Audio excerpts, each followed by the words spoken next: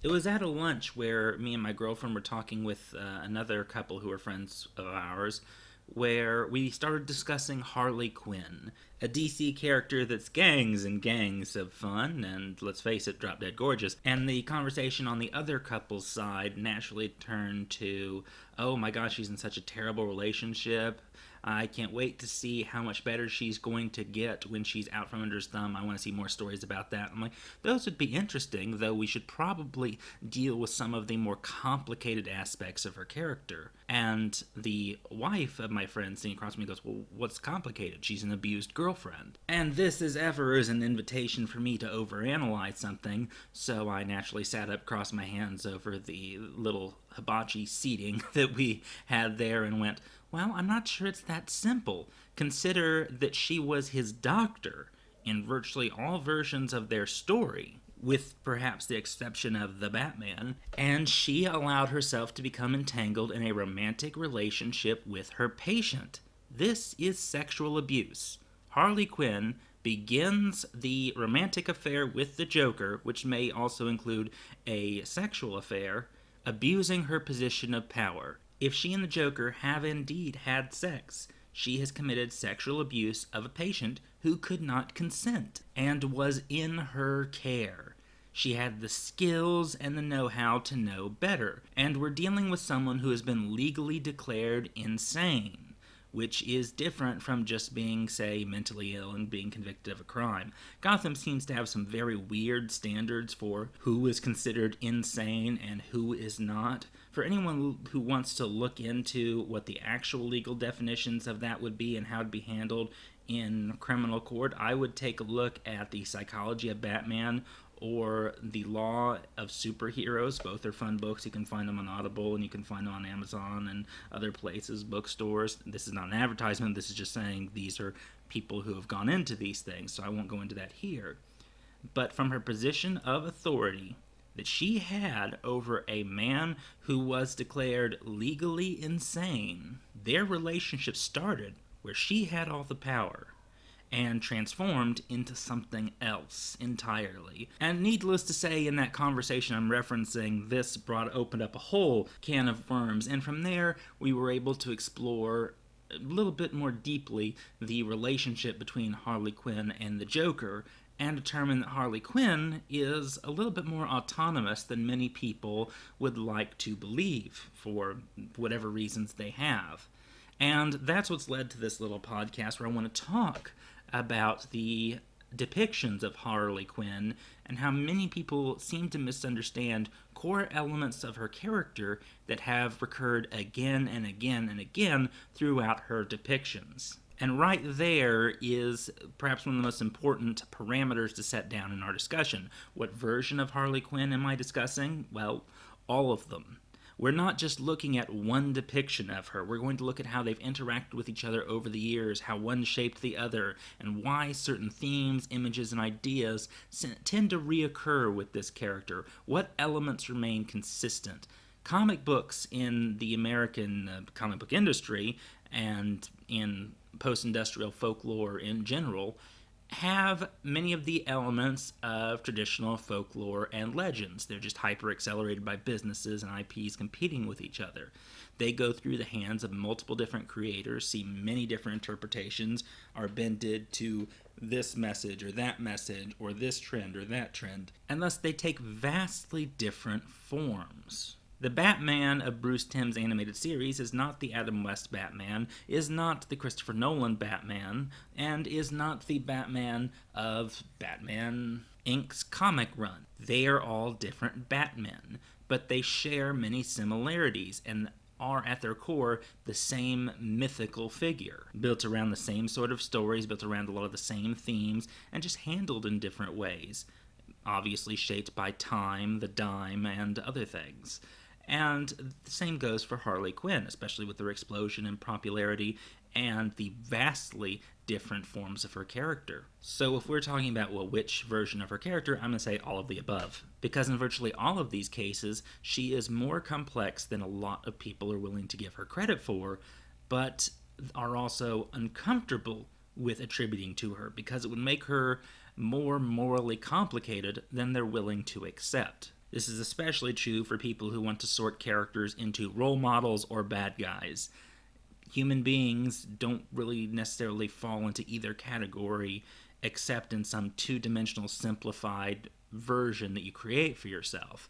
And superhero stories are capable of telling so much more complex tales of human nature than here's a role model or here's the bad guy that shows everything that we shouldn't be. Yeah, that's the basis of a lot of superhero stories, but they can do and do so much more. Ha ha, do. Alright, moving on. You have the parameters of the discussion and sort of my emotional impetus for wanting to talk about this in the first place. This is also perhaps easier with Harley Quinn because she's such a recent addition to the Batman mythology. She is a character that was created for the Bruce Timm Batman series as a one-off henchman for the Joker. Paul Dini was the writer that came up with her and based her on his friend who was in Days of Our Lives, Arlene Sorkin. Arlene Sorkin would also come on to play the role on the television show. And the character was so visually interesting and sounded so fun and brought so much to the relationship with the Joker that she got kept around and eventually entered into a romantic relationship with the Joker. Now, there were some concerns in the television show's staff that someone like Harley Quinn might lead to a more humanized, less threatening Joker, and thus she was nearly axed. However, she got kept around because of how dynamic and interesting she was, and she ended up leading to an opportunity to show even more of the Joker's evil side and how he mistreated her. Harley Quinn was so well received that she would eventually make her transition to the comic books. And from the comic books to things like video games, movies, so on and so forth. Now, there's so much more we could go into with the origin of the character, like the fact that Harley Quinn was in part inspired by the Jester dream sequence from Days of Our Lives, and other things, like what went into her costume design. But that's not really the focus of this little discussion. So I'm going to save that or push it away for others to do better than I can. And there are plenty of videos on the subject if you want to go check them out. Or you could go down and hunt some of those comics, video games, and episodes for yourself. I absolutely love the Bruce Timm animated series. Yes, I may have a nostalgia filter for it, but it is what it is for me. The transition of Harley into comics was a formative change for her, in part because of the restrictions that were on cartoons that weren't present in comics. This is hardly the era of the DC Comics Code, and the Joker in DC Comics at the time was a good deal more dangerous and more, let's just straight up say, wicked than his cartoon counterpart was allowed to be. Despite the magnificent performance of Mark Hamill, the Joker was limited by the fact that he couldn't necessarily kill on screen directly. Now, sometimes the Bruce Timm shows would skirt around this, like when Clayface reabsorbed that girl that was a part of him, or Ace died on the swing set, or you had people get gassed by Joker gas and end up with that weird smile. They're dead, we know they're dead, but the show can't come right out and say it. So a lot of what the Joker does doesn't result in a high body count, and because of this, Harley, as one of his henchmen and love interest, doesn't receive a lot of moral blowback. She's more hapless cartoon villain than a modern-day serial killer, mixed with spree killer, terrorist, and some clown makeup, which is basically what the comic book Joker at this time was. Naturally, this meant Harley Quinn got darker, and the writers had to make peace with these contrasting visions. You would later have publications like Mad Love that would solidify how their relationship started.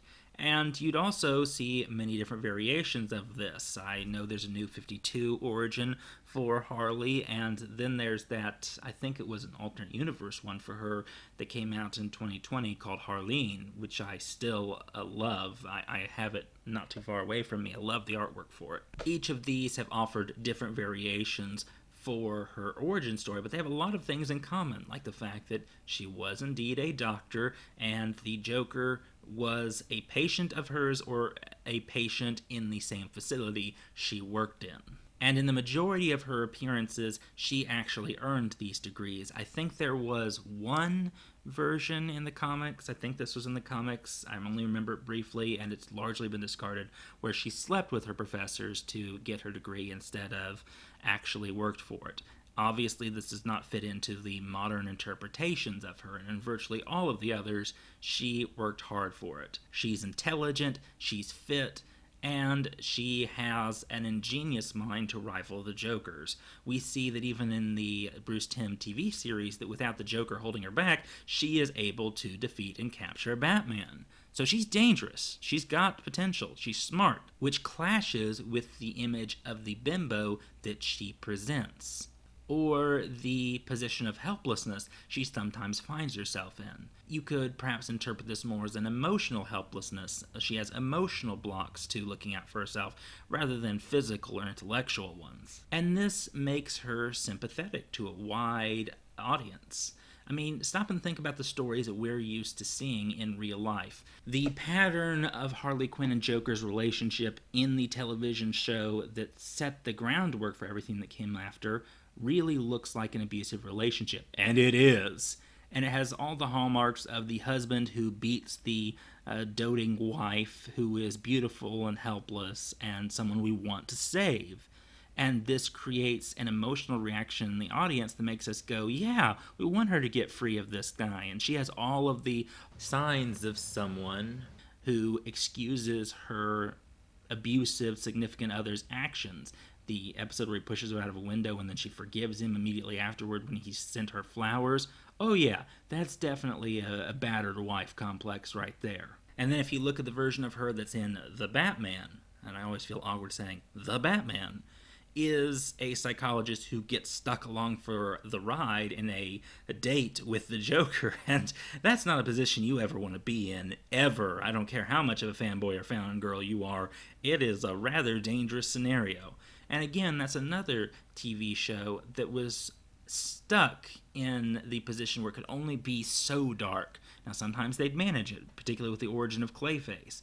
But in other episodes, they weren't allowed to push the envelope so far.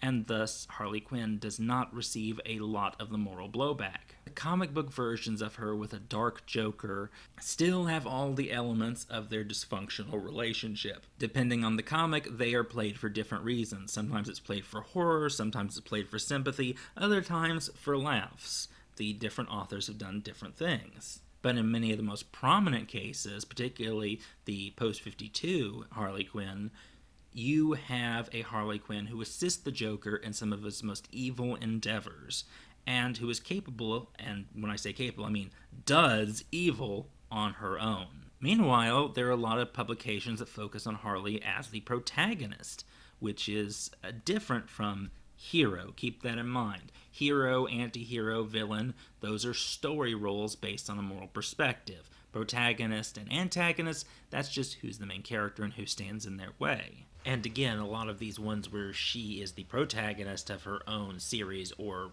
one of the main group, also appear a lot in 52. It's often easier to sympathize with the protagonist, especially if the story has been constructed in such a way so as to make you more sympathetic to them. This is a form of framing, and there are many different tricks to do this. You can see this in the relatively new Joker movie, where the victims the Joker chooses are all people that the audience can go, well, I can kind of see why they deserve that, and thus look at his pain and find it in themselves to justify it or forgive him, despite the fact that he's a truly atrocious human being. So we might end up rooting for him up to the very end, where the destruction reaches a certain point where it's no longer guilty people being harmed. And you can see similar techniques used with Harley Quinn. Well, she's abused. Well, some of the people deserve it. She's just chaotic. Things like that. But eventually there comes a point where you've got to apply your critical thinking and go, well, wait a minute. How does this all match up? DC writers have pulled out a lot of tricks to make Harley Quinn sympathetic to us, and there are already multiple things working in her advantage. There is a tendency in human beings of all shapes, sizes, and genders to treat people who are beautiful better than those who are not. This is a documented phenomenon in both storytelling and in legal cases, where people who have hurt people who are considered beautiful by that society's standards often receive harsher punishment than people who've hurt ugly people by that society's standards. Similarly, beautiful people often have an easier time gaining sympathy, forging relationships, and often receive less harsh punishments in a court of law. This phenomenon is even apparent in fan fiction when you look at the Draco in leather pants trope. For those of you who don't know what this trope is, it occurs when a fandom takes a, let's just say, controversial, villainous, evil character, downplays their flaws, often turning them into an object of desire or a victim. This is why you see so many fan depictions of Sephiroth, of Demona from Gargoyles, of the aforementioned Draco Malfoy from Harry Potter, and other villains throughout popular works. And sometimes these fan interpretations of the character will eventually feed into the mainstream depictions of said character, especially if the fan base is influential in its creation or many of those fans join the teams making new stuff. This usually starts because the character has some trait an audience admires. Maybe they're cool, maybe they're smart, maybe they're physically attractive, or all of the above.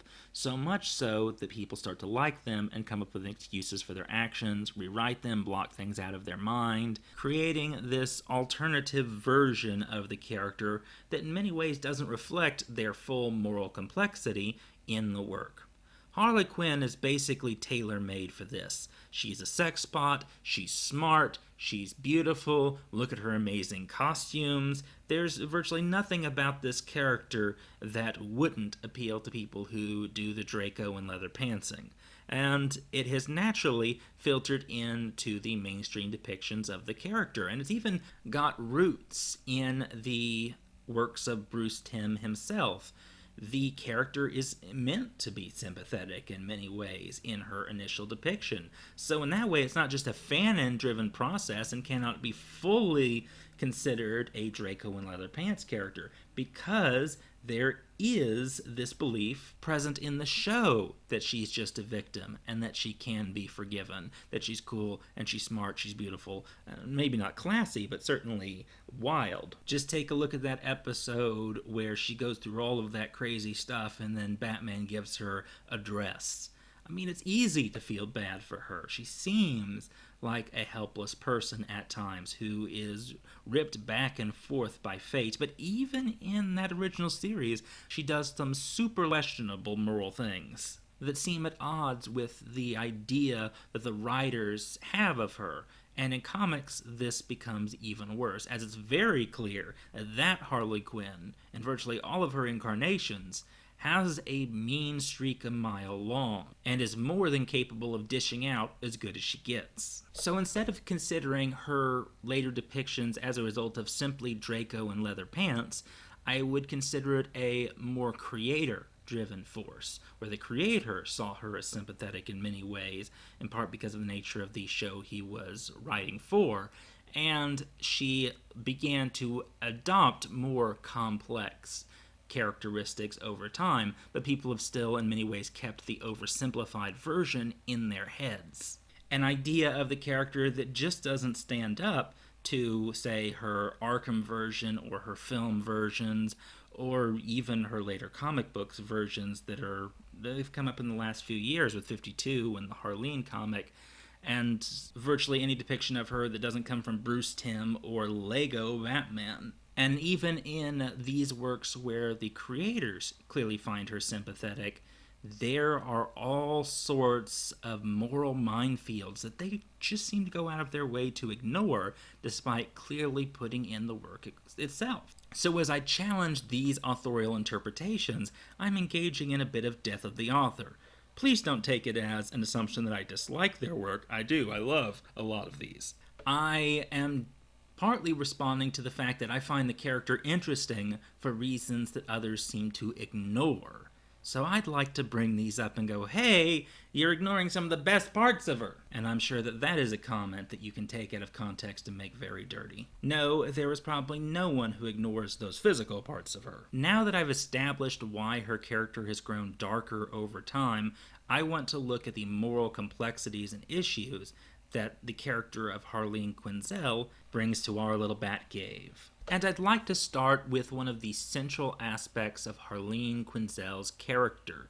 That is the fact that she is someone who makes bad choices. And like many of the best characters in fiction, she is someone who has developed according to her own choices and experiences. It's natural. It's very clear why one thing led to another. She's comprehensible, and while no character can be as complex and dynamic as a real human being, she has many hallmarks to her that we can recognize as having a taste of realism. Harley Quinn herself came from a broken home, at least in many of her versions, the ones where we get to know her backstory anyway. One of her parents, her father, was a con man. Her mother, not so much, though in the new Harley Quinn TV show, her mother is clearly just as awful as her father. The people Harley Quinn's father most often conned were his wife and his child. He's lied to her on many occasions. He's gotten himself locked up and cut out of her life at times. He has deceived her left and right. And when you consider that one of the fundamental relationships for shaping a child's perception of the world, are people fundamentally good or are they fundamentally bad? Is the world safe or not safe? When you're looking at how they'll handle affection, trust, human relationships, a great deal of that is based on the parental relationship. And while Harley Quinn loved her father, she also both wanted to believe him and knew deep down that she should not. And in many cases, she would be demonstrated making the choice to believe him despite knowing better. Perhaps this was the impetus for her wanting to enter criminal psychology, to understand why her father would do the things she did.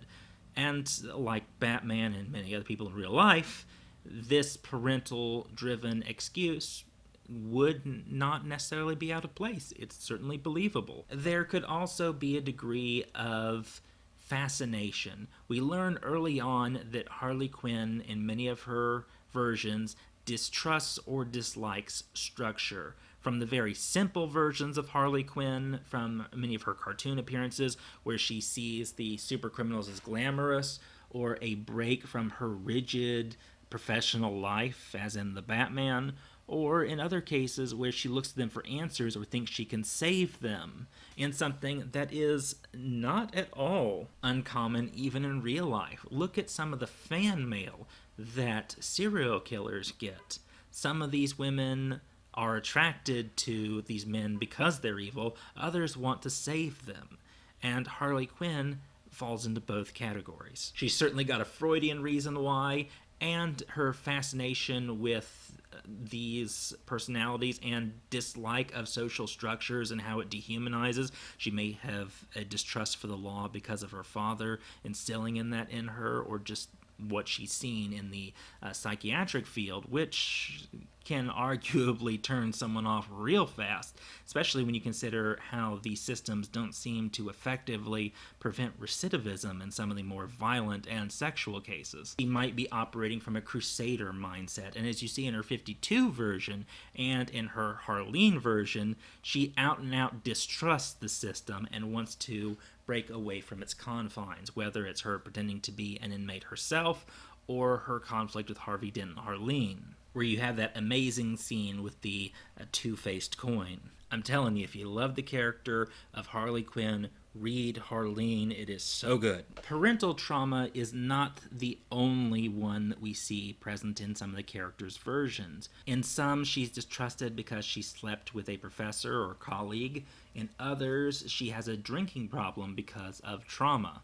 In all of these cases, we get a glimpse into a phenomenon that is all too real. You'd think that psychologists and psychiatrists would be some of the best put together people and have the best put together children, But real life says no to that being the case, and as it turns out, doctors make the worst patient seems to apply to this field as well. And in many cases, the problems they would spot in others, they don't spot in their kids. And I'm overgeneralizing a bit, but you can see these problems in real life.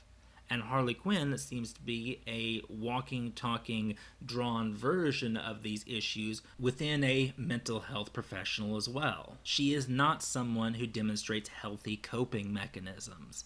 And this is something that is virtually universal across all of her incarnations, even her most kind-hearted and cuddly ones. I mean, who agrees to go on a night of fun with the Joker, a super criminal who has presumably done millions in property damage and killed people?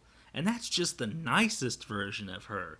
If you look at other versions, this is someone who sexually abuses her patient, who murders beside him, who's killed hundreds of thousands of people, or helped him nuke Metropolis in the Injustice verse, who in some versions tortured and murdered a young boy named Jason Todd, or at least helped the Joker to do it. Again, not all versions, but some. She, at best, is a figure that is morally complicit in the acts of the Joker, as she assists him in them. And while she may be a hybristophiliac, she is still seemingly mentally sound enough to know what she's doing. She knows it's wrong, points it out in many cases, jokes about it, but still does it. At least when she's not playing stupid. And I say playing stupid because we know for a fact she is not. Making bad choices is different from a lack of intelligence.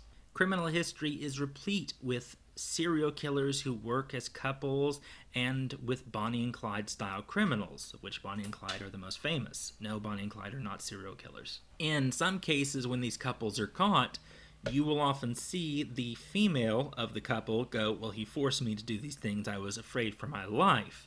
And in many of these cases, evidence pops up that, oh, yeah, no, you were an active participant and sometimes the driving force. But this defense plays upon societal preconceived notions that you can see embedded in the justice system and how it's handled women on trial in many cases. There's this perception of men as the more dangerous figure. And in cases where the male is physically abusing the female, it's very easy to go, well, clearly she was his victim, so it's all good, or at the very least, more morally complicated than we'd like to accept. And once you see that woman as the victim, it's easy to box off the other things she did. Societal perceptions of women's helplessness, of objectification, all of these can play into the delegitimization of a woman's autonomy in the courtroom, which can sometimes favor the woman, other times not. I encourage you to look at some real-life examples of this phenomenon. I'm not going to do that here because my fixation is on Harley, and therefore I want to keep it there, otherwise I'm just going to go off on some random tangent and never come back. Paul Bernardo and Carla Homolka are an interesting case study. Ian Brady and Mira Hindley, Gerald and Charlene Gallego, Ray and Faye Copeland, and even Fred and Rosemary West are some great examples of these serial killer relationship dynamics, some of which include interspousal abuse. I would look at these and Bonnie and Clyde as examples of criminal relations, in part to give us a reality-based groundwork to study Harley Quinn and the Joker, but also to point out that there are no true real-life examples of comic book villains in the real world. Elements are there, but there are tropes in comic books that have made them something unique, especially those that have elements of serial killers and spree killers at the same time attached to them, Joker being one of those examples. We tend to sort those killers differently in criminal justice. Here, not so much. Most serial and spree killers don't get to break out again and again and again, dress up in some weird costume, and do it all over because this month's issue's ratings have been a bit down. It's time to bring back the Joker. I also want to bring in the fact that statistically speaking, a large number of domestic abuse relationships are mutually abusive to some degree. While there is often a more abusive partner, there are many cases where the other partner is capable of giving it back in a rather toxic circle. And I think we have a toxic, mutually abusive relationship when discussing Harley Quinn and the Joker. They feed into each other, both in terms of their mental illnesses And exactly what mental illnesses they may have, or how these things have manifested in them, is the subject of much debate. Still, it's clear their patterns of behavior feed into each other. What is more, in virtually every case of Harley teaming up with the Joker save the Batman, she had a position of authority over him and took advantage of it, both romantically and sexually. It wasn't like he was an unwilling participant, clearly, because he used this to his advantage and manipulated her, and in many cases physically abuses her, as someone like him is often going to do. But that doesn't mean that her first step was entirely forgivable. She assists him and feeds into a lot of his dastardly schemes. And instead of acting as some sort of morality pet, she is both his constant victim and someone who constantly rationalizes what he does and explains it away, both for her own benefit, but also to keep the relationship going, which provides more fuel for the Joker's destructive capabilities. Not to mention physically assisting a mass-murdering criminal clown on his endeavors. If Harley Quinn helped him hurt all these people, she is responsible for hurting all of these people just like him, no matter why she does it. And I think this can be particularly toxic for both of them, particularly if we look at the argument that they both may actually not be mentally ill, or at least not as deeply so as they would like us to believe. Note there is a fair degree of difference between actual mental illness in the real world and how it's treated and how it's handled and how it's depicted in the Batman comics, whereas it is more used for fuel for supervillains than any real-life counterpart. Again, I encourage you to read The Psychology of Batman to get an in-depth analysis on that. But in many of the Joker's incarnations, and Harley's too, we get this impression that the Joker is fully aware of the cause and effect of his actions, and thus shouldn't be considered legally insane, and that he uses his insanity, if you want to use that term, as a shield from accepting the moral consequences of his actions. If you don't necessarily hold yourself responsible, or you in some way go, well, I'm crazy, so it's okay, or I shouldn't worry about how awful the world is, I just accept it, he has created a sort of mental protective barrier that allows him to do these things. The Killing Joke is one of the most famous examples of this. He couldn't handle how horrible the world was, so he created the Joker. Just listen to the Looney song. And he has this whole thing beyond the Ace Chemicals vat that really makes him who he is. And versions of the Joker, like in the Nolan verse or in the recent Joker film, we see his thought process as he attempts to reason out what the world is and his place in it and why what he's doing is morally acceptable. They all deal with it in different ways. Indeed, I would argue that the Nolanverse Joker is alarmingly sane. He showed signs of having taken antipsychotics, but his understanding of cause and effect and of the social workings of the world seem dangerously well thought out. In fact, the reason that Joker is so terrifying is he, in many cases, can accurately predict what people are going to do, but he ultimately loses, too, because he didn't predict what someone was going to do.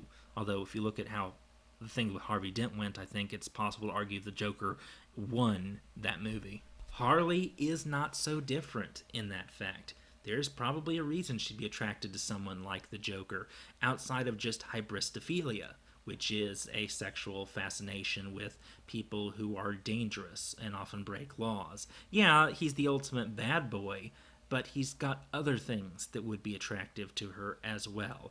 He breaks with those authoritative patterns she dislikes. He's funny, and apparently she's had to be serious most of her life, something he points out in a weird reverse therapy session with her. He's intelligent, so someone like her would find herself with a mental equal. For women who are attracted to men who are hierarchically on top or superior, the Joker is the most fearsome man in Gotham, and in some cases, perhaps one of the most fearsome foes of the Justice League in general, having demonstrated he can beat the League, save for Batman. He, in many ways, is a mirror of some of the darker parts of her personality, just as she's a mirror of his. In many of her depictions, it is unclear whether or not she's actually mad and hears voices and all of these things, or if she's just playing it up. I tend to lean towards the latter, especially since she didn't display a lot of these issues before she hooked up with the Joker and became Harley Quinn. Then she started blaring them so loudly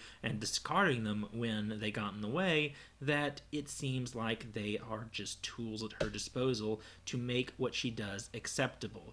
If you play stupid, you don't have to accept the moral consequences of what you're doing. If you play crazy, you can dodge the moral consequences of what you're doing. If you're in love and you put it all up to love, you can dodge the moral consequences.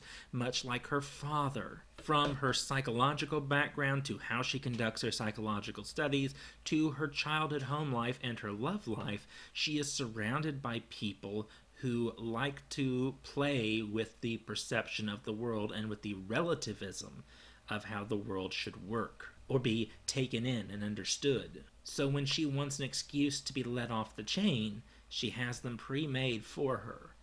The 2016 Suicide Squad is an interesting case of this. Now, the movie is a total mess, but the DVD release with all of the deleted scenes edited back in present a much more coherent view of Harley Quinn. It shows her being really stalkery towards the Joker and pursuing him and even pointing in their relationship to be mutually destructive. It also shows her at one point admitting to the squad, yeah, I have no problem opening up someone's head and spitting in it, just for fun. I'm bored.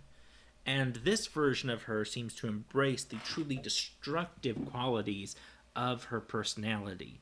The book does so similarly, where it's very clear that she's screwing with men just to make Joker jealous and have to kill them and to see what she can get him to do. She even has a collection of watches that is a sort of selection of trophies from all the people that she's gotten him to kill. Meanwhile, he's pretty abusive towards her as well, though far less so than in many pieces of Batman-related media. Indeed, you could argue the Suicide Squad version is one of the healthiest versions of that relationship we've seen. This character completely disappears by the time we get to Birds of Prey, and we're replaced with some weird Deadpool Jack Sparrow hybrid who is largely a passive object in what is supposed to be her story. We're supposed to find her sympathetic, yet still recognize the character. She does things like destroy a chemical plant in the middle of a crowded city, but we're not supposed to think about the consequences.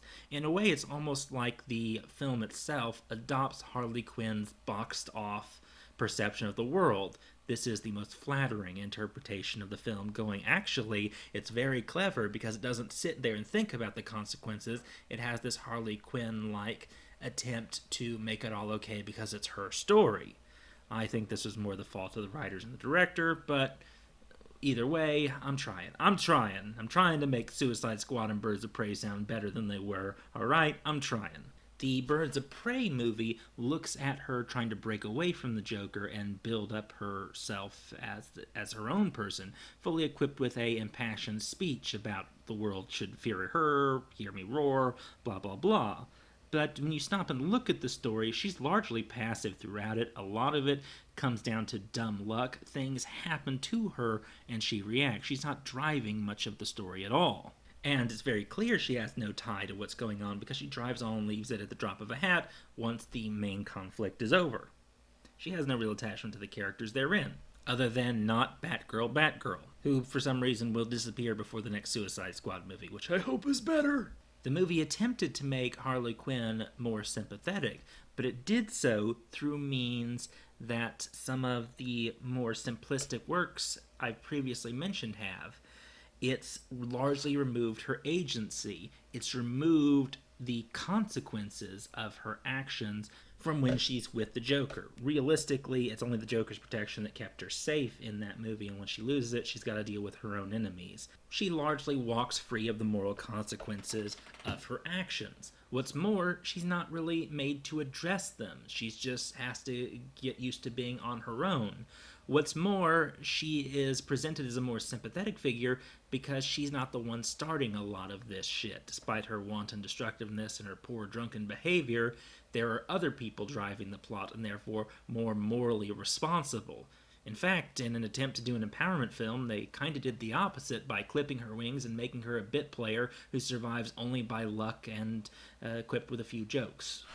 But there is this unfortunate tradition in literature to view passive figures, particularly passive women, as more morally acceptable. I point out these two different versions of the character to go, these are the variations of Harley Quinn you can see even in the same universe when the writer and director changes. And in both of these cases, we see the character avoiding the moral consequences of her actions, or at least dealing with them mentally herself. This is a common hallmark of Harley Quinn in general. She'll acknowledge her flaws sometimes in rare moments of awareness, both in Suicide Squad and Birds of Prey, briefly, but she'll often distract herself from that or make it go away because of what's going on or some other emotional shield she's got at her disposal. What's really odd to me is that many writers have facilitated this and unintentionally played into one of her deepest character flaws and bought into the myth themselves without realizing that it is indeed a flaw. A great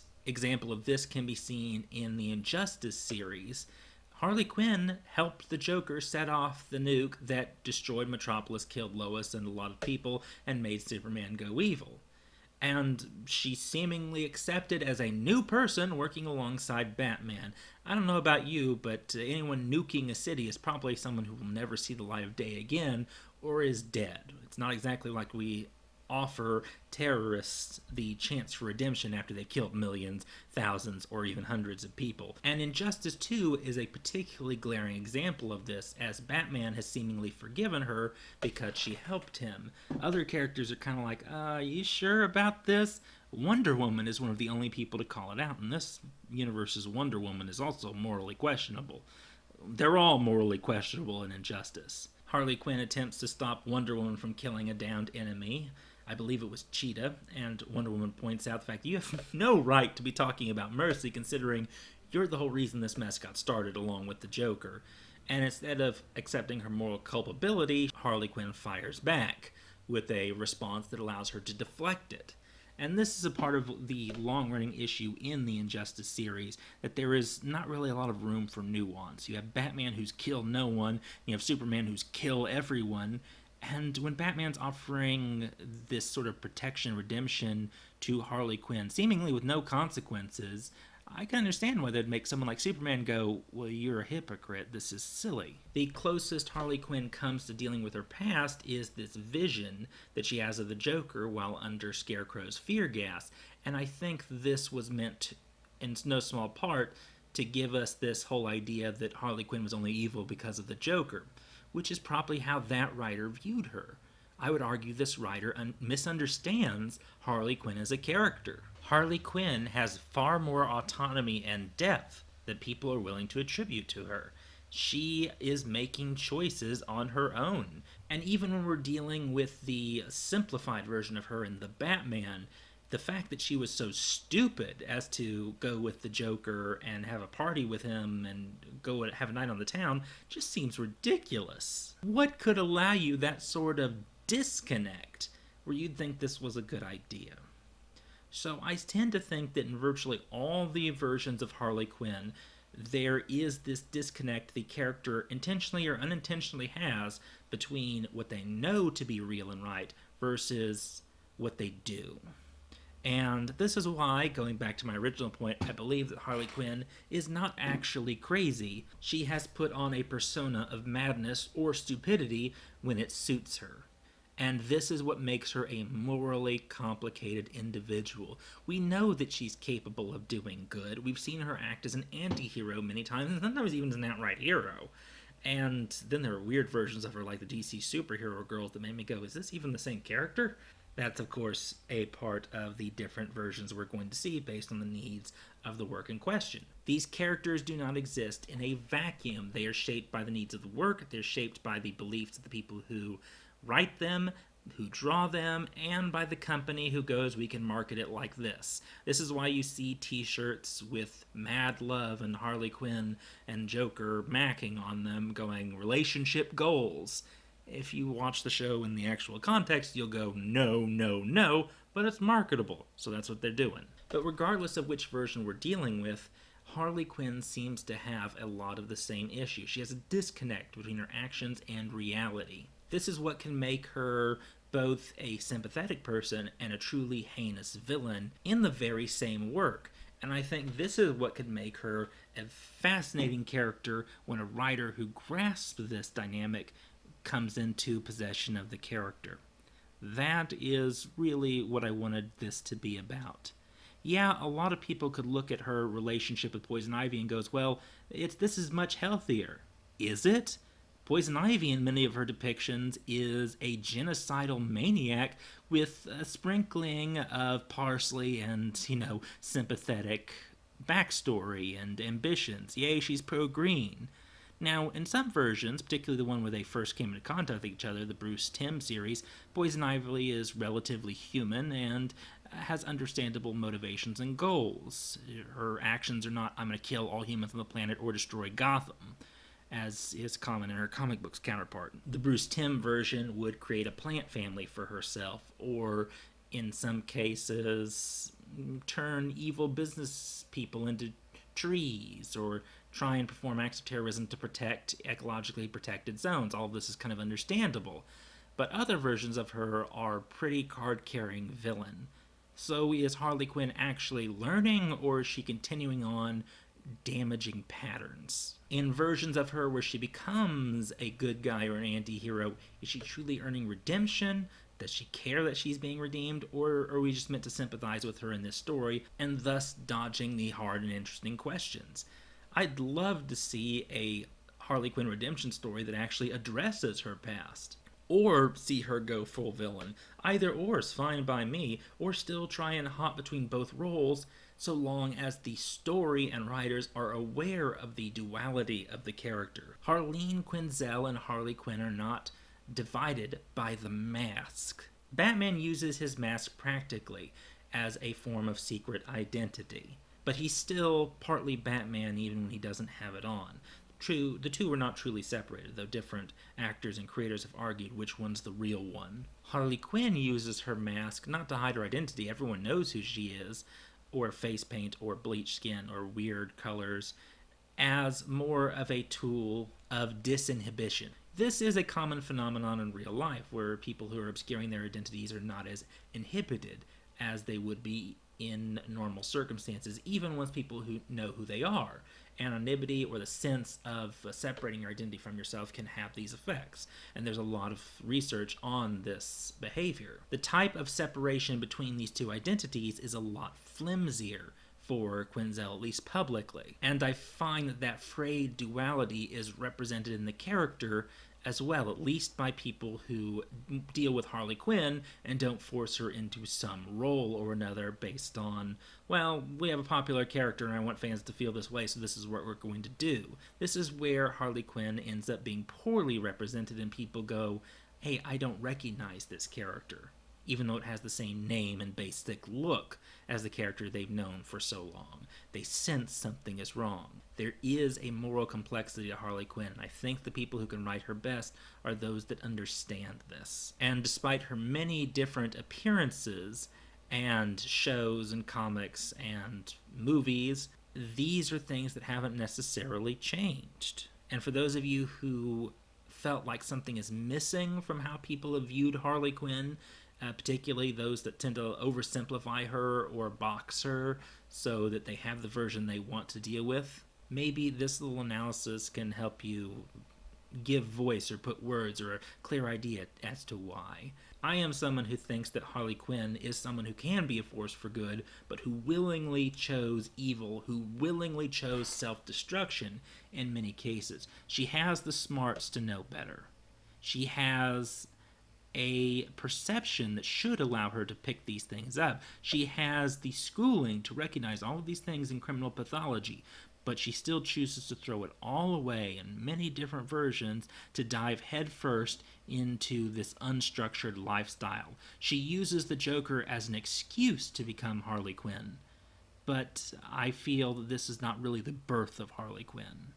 Harley Quinn was something that she always wanted to be. And even in versions where she's not with the Joker, she's still Harley Quinn. While she is in many ways a character who began as a female version of the Joker and henchman, and in a way mirrors the weird nature of his psychosis, she is also her own character with her own duality in a rogues gallery filled with characters who have duality. This is why I think she's such a great thematic addition to Batman's rogues gallery, and not someone that should be a ripoff of Deadpool or the female version of Jack Sparrow or whatever. She's her own person. And I encourage writers and actors and even fans to continue to view her as such. Anyway, I hope you all have a wonderful day and that you enjoyed this weird rambling. Y'all take care.